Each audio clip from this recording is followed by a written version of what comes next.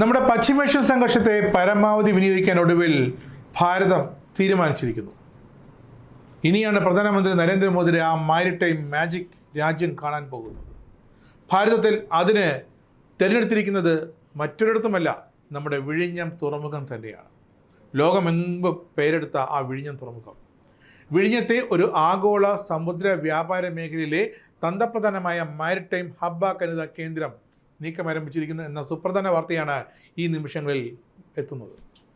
പശ്ചിമേഷ്യൻ സംഘർഷത്തെ തുടർന്ന് ആഗോള ചരക്ക് നീക്കത്തിലും സമുദ്ര വ്യാപാര മേഖലയിലുണ്ടായ അനിശ്ചിതത്വമാണ് ഈ ഒരു രാജ്യത്ത് പുതിയൊരു മാരിടൈം ഹബ്ബ് സ്ഥാപിക്കാൻ കേന്ദ്ര സർക്കാരിനെ പ്രേരിപ്പിക്കുന്നത്. അതുമാത്രമല്ല, യുഎഇയിലടക്കം നങ്കൂരമിടേണ്ട 100ഓളം കപ്പലുകൾ ഇപ്പോൾ പുറത്ത് കാത്തു നിൽക്കുകയാണ്. ഈ സംഘർഷം കാരണം രാജ്യത്ത് തുറമുഖങ്ങൾ വികസിപ്പിക്കാൻ കേന്ദ്രം പ്രഖ്യാപിച്ച മാരിടൈം അമൃത്കാൽ വിഷൻ 2047 ഭാഗമായാണ് ഈ വിഴിഞ്ഞത്തെ പദ്ധതി വരുന്നത്. നിലവിലുള്ള വിഴിഞ്ഞം ട്രാൻസ്ഷിപ്മെന്റ് ടെർമിനലിനെ ട്രാൻസ്ഷിപ്മെന്റ് ഹബ്ബാക്കി മാറ്റുകയാണ് ഏറ്റവും പ്രധാന ദൗത്യം. വിഴിഞ്ഞത്തിന് 2ാം ഘട്ടം പൂർത്തിയാകുന്നതോടെ അത് യാഥാർത്ഥ്യമാകും. ഇന്ത്യൻ മഹാസമുദ്രത്തിൽ പശ്ചിമേഷ്യയിലെ യുദ്ധ സാഹചര്യങ്ങൾ അത് ബാധിക്കാത്തൊരു സമുദ്ര വ്യാപാര കേന്ദ്രമായിട്ടാകും വിഴിഞ്ഞം വികസിപ്പിക്കുന്നതിലൂടെ കേന്ദ്രം ലക്ഷ്യമിടുന്നത്. ഭാവിയിൽ സിംഗപ്പൂർ, ദുബായ് തുറമുഖങ്ങൾക്ക് ബദലായി വിഴിഞ്ഞത്തെ സജ്ജമാക്കിയിരിക്കും. ഇതിനുള്ള തുടർ നടപടി സ്വീകരിക്കാൻ പ്രധാനമന്ത്രി വ്യക്തമായ നിർദ്ദേശം നൽകിയിട്ടുണ്ട് കേന്ദ്ര ഷിപ്പിംഗ് മന്ത്രാലയത്തിന്. അത് പ്രകാരമുള്ള നടപടിക്രമങ്ങൾ ഇപ്പോൾ ആരംഭിച്ചിട്ടുമുണ്ട്. എന്തായാലും വിഴിഞ്ഞം ഇനി ഭാരതത്തിന്, കേരളത്തിന് വക ഒരു കൂട്ടായി മാറുകയാണ്. ഷിപ്പിംഗ് മന്ത്രാലയ ഉദ്യോഗസ്ഥർ സംസ്ഥാന തുറമുഖ വകുപ്പ് ഉദ്യോഗസ്ഥരുമായിട്ടും വിഴിഞ്ഞം ഇൻ്റർനാഷണൽ സീപോർട്ട് ലിമിറ്റഡ് വിസിലുമായിട്ടുമൊക്കെ വ്യക്തമായ ചർച്ചകളും ആരംഭിച്ചു കഴിഞ്ഞു.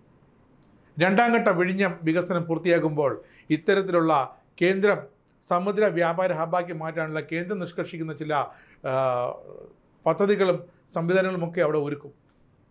വിഴിഞ്ഞം 2ാം ഘട്ടം പൂർത്തിയാക്കുമ്പോൾ ബെർത്തിൻ്റെ നീളം 2 കിലോമീറ്റർ ആകും. ആഗോളതലത്തിൽ മികവ് വേണമെങ്കിൽ കുറഞ്ഞത് 5 കിലോമീറ്റർ വേണം. നിലവിൽ ഒരു സമയം 2 വലിയ കപ്പലുകൾക്കാണ്, ചരക്ക് കപ്പലുകൾക്കാണ് അവിടെ ബെർത്ത് ചെയ്യാൻ സാധിക്കുക. ഇങ്ങനെ വരുമ്പോൾ ഈ എണ്ണം വർദ്ധിക്കും. ബെർത്ത് നിർമ്മിക്കാൻ ഇനി വിഴിഞ്ഞത്തേക്ക് സ്വകാര്യ സംരംഭകർ കൂടുതൽ എത്തുമെന്നാണ് മറ്റൊരു വിലയിരുത്തൽ.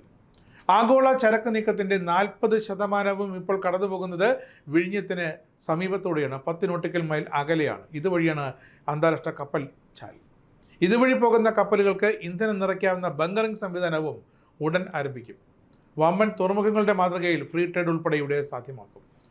പ്രതിരോധ സേനകളുടെ സാന്നിധ്യവും സ്വാഭാവികമായും ഈ തന്ത്രപ്രധാനമായ വിഴിഞ്ഞം മേഖലയിൽ ഉണ്ടായിരിക്കും. നിലവിലുള്ളതിൻ്റെ ഇരട്ടിയിലധികം നിക്ഷേപകമാണ് ഇപ്പോൾ പ്രതീക്ഷിക്കുന്നത്. അദാനി ഗ്രൂപ്പിന് പുറമെ നിക്ഷേപ താല്പര്യമുള്ള സ്വകാര്യ മേഖലയിലുള്ളവർക്കും അവസരമൊരുക്കാനിതാ കേന്ദ്രം വിഴിഞ്ഞത്ത് വാതിൽ തുറന്നിടുകയാണ്. ഇതിനുള്ള വിഷൻ ഡോക്യുമെൻ്റ് തയ്യാറാക്കാനും കേന്ദ്രം നടപടികൾ ആരംഭിച്ചിട്ടുണ്ട്. അങ്ങനെ മാറാത്തതെല്ലാം മാറുകയാണ്. കേരളത്തിൻ്റെ വികസനം വിഴിഞ്ഞത്തിലൂടെ തന്നെയാകും, ഒരു സംശയവുമില്ല. അതിന് വഴിയൊരുക്കുന്നത് കേന്ദ്ര സർക്കാരും രാജ്യത്തിൻ്റെ മാരിടൈം ഭൂപടത്തിൽ വിഴിഞ്ഞത്തിൻ്റെ പ്രാധാന്യം, വികസന വേഗത, വികസന കുതിപ്പ് ഇതെല്ലാം വളരെ വ്യക്തമായി പ്രതിഫലിക്കുകയും ചെയ്യും. ലോകമെമ്പാടും ചർച്ച ചെയ്യും വിഴിഞ്ഞം എന്താൽ ഇനി അങ്ങോട്ട് എന്താകുമെന്ന്.